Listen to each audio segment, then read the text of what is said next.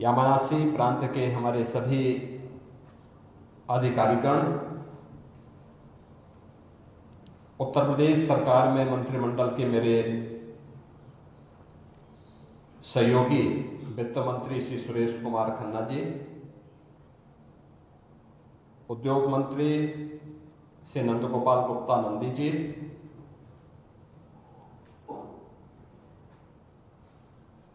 Japan में भारत की राजदूत सुश्री नगमा मलिक जी, उत्तर प्रदेश सरकार के हमारे सभी अधिकारीगण, सभागार में उपस्थित सभी इंडस्ट्री लीडर्स, भारतीय समुदाय से जुड़े हुए हमारे सभी बहन और भाइयों, मैं सबसे पहले यामानासी केन के माननीय राज्यपाल और उनकी पूरी टीम के प्रति हृदय से आभार व्यक्त करता हूं कि आज उन्होंने मुझे और मेरे सभी सहयोगियों को यामानासी प्रांत को नजदीक से देखने, जानने और आप सबके साथ संवाद करने का अवसर दिया है। मैं इस अवसर पर आप सभी का हृदय से अभिनंदन करता हूं, आप सभी का स्वागत करता हूं।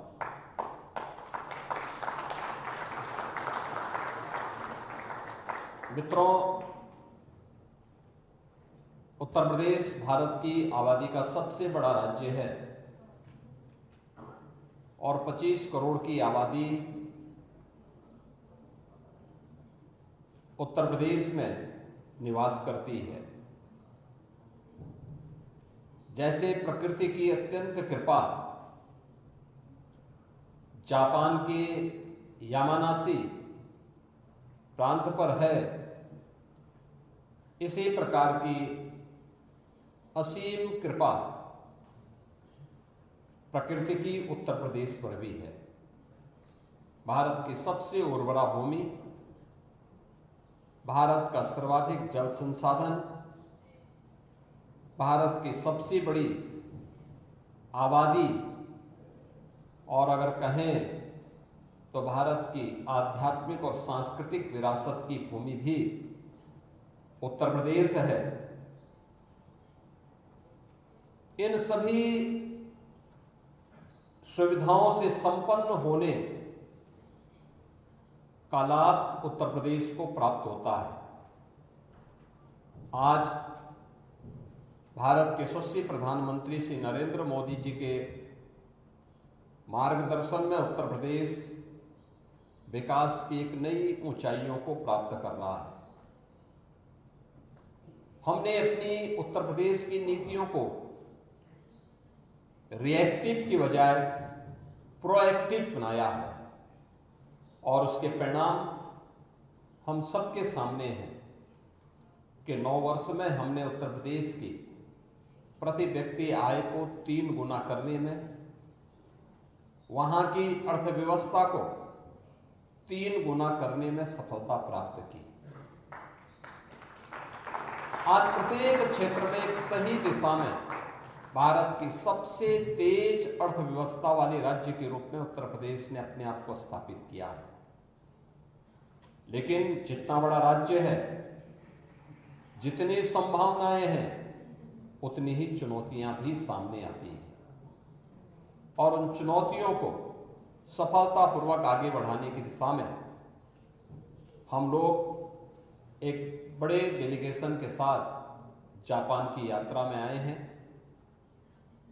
दिसंबर 2024 में यामानासी के माननीय राज्यपाल उत्तर प्रदेश की यात्रा में आए थे और उस समय उन्होंने जो बातें यहां हमारे सामने वहां पर रखी थी, मुझे अच्छा लगा कि उन्होंने लगातार इसको फॉलोअप किया, इसके लिए पत्र भेजे, इस पहल को आगे बढ़ाने के लिए उन्होंने यहाँ के उपराज्यपाल महोदय को भी उत्तर प्रदेश की यात्रा पर भेजा। उत्तर प्रदेश का एक उच्च स्तरीय प्रतिनिधिमंडल, बिजनेस डेलीगेशन यहां की यात्रा पर आया था। उन्होंने अवलोकन करने के बाद फिर वहां की पूरी रिपोर्ट भी हम सबके सामने प्रस्तुत की, और जिसका परिणाम है कि आज यामानासी के माननीय राज्यपाल के आमंत्रण पर हम सब यामानासी पे पहुंच करके हम लोगों ने यहाँ की स्थिति को देखा है, ग्रीन हाइड्रोजन के प्रोडक्शन को देखा है, और इस तकनीक के बारे में आज उत्तर प्रदेश और यामानासी के बीच में एक ऐतिहासिक समझौता ज्ञापन पर भी हस्ताक्षर हुआ है। उत्तर प्रदेश के उच्च तकनीकी संस्थान से जुड़े हुए छात्र यहां पर इस तकनीक का प्रशिक्षण भी लेंगे, और प्रशिक्षण के साथ इस तकनीक को सफलतापूर्वक उत्तर प्रदेश के अंदर लागू करने में उत्तर प्रदेश की इंडस्ट्री के लिए, उत्तर प्रदेश की पब्लिक ट्रांसपोर्ट के लिए, उत्तर प्रदेश के अंदर ऊर्जा की आत्मनिर्भरता को आगे बढ़ाने के लिए इस तकनीक का उपयोग कर पाएंगे। और इस तकनीक को हम लोग प्रधानमंत्री मोदी जी के नेट जीरो के लक्ष्य को प्राप्त करने की दिशा में यह एक बड़ी महत्वपूर्ण पहल हो सकती है। और मैं इस तकनीक के लिए यामानासी के माननीय राज्यपाल और यहाँ के हाइड्रोजन ऊर्जा से जुड़े हुए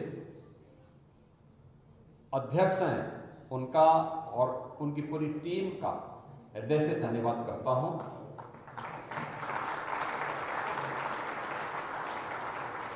मित्रों, जीवन में प्रोएक्टिव रोल का क्या महत्व होता है, ये हम इस बात को देख सकते हैं कितना महत्वपूर्ण होता है। हम लोग कल टोक्यो में आए थे, हमने कई वहां पे G2B मीटिंग्स की। G2G स्तर पर हमारे भारत के माननीय राजदूत ने भी अनेक बैठकों का आयोजन करवाया था। अनेक बिजनेस डेलीगेशन के साथ हमारी मुलाकात भी हुई, और यामानासी के माननीय राज्यपाल ने भी अनेक G2B स्तर की और G2G स्तर की बैठकों को हमारे साथ वहां पे करवा करके हमारे इस अभियान को आगे बढ़ाने के लिए प्रोएक्टिव होकर के उन्होंने स्वयं इस पहल को आगे बढ़ाया है। मैं इसके लिए उनका हृदय से उत्तर प्रदेश शासन और उत्तर प्रदेश के नागरिकों की ओर से आभार व्यक्त करता हूं। मैं आज का दिन अत्यंत महत्वपूर्ण है। देखिए, तिथि का भी महत्व होता है। आज 26 फरवरी है, 26 भी है और महीना दूसरा है, और 2026 भी है। अगर आप इन दोनों को जोड़ के देखेंगे, दोनों मिलकर के 8-8 का अंक होता है। ये दोनों चीजें दिखाती हैं कि हमारी पहल एक सकारात्मक है, आगे बढ़ रही है। भारत और जापान के संबंधों को ये दोनों महत्वपूर्ण प्रांत मिलकर के एक नई ऊंचाई तक पहुंचाएंगे, और उस पहल के लिए मैं यामानासी के माननीय राज्यपाल का, उनकी पूरी टीम का हृदय से आभार व्यक्त करता हूं। मैं इस अवसर पर अवश्य जो अन्य जिज्ञासाएं हमारी थी, जैसे आज अभी इसके उपरांत हम लोगों को यहाँ की सेमी स्पीड ट्रेन की राइडिंग का भी एक अवसर हमारी डेलीगेशन को प्राप्त होगा। 500 से 600 किलोमीटर पर आवर की उसकी स्पीड है। हमें यहाँ के रोबोटिक्स सेंटर को भी देखने का अवसर प्राप्त होगा, क्योंकि रोबोटिक आज की इमर्जिंग टेक्नोलॉजी है।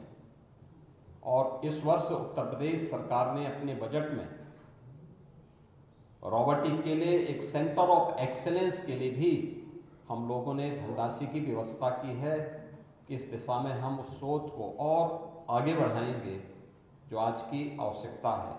और साथ ही साथ यहाँ पर अन्य एग्रो ग्रीन से जुड़ी हुई कुछ अन्य प्रोजेक्ट को भी हमें देखने का अवसर प्राप्त होगा।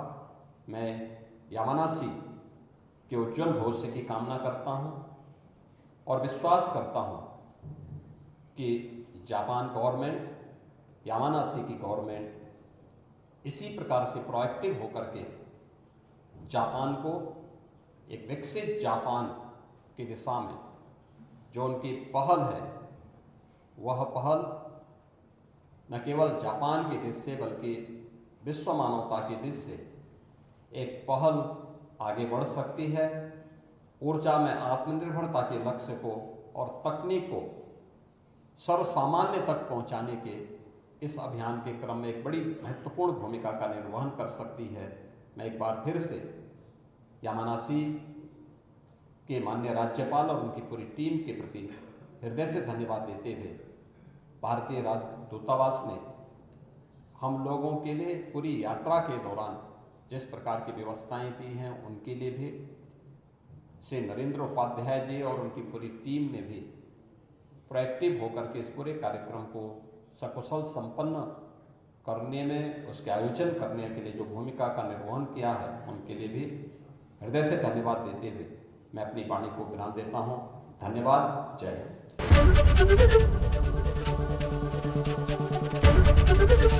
एबीपी गंगा, खबर आपकी, जुबान आपकी।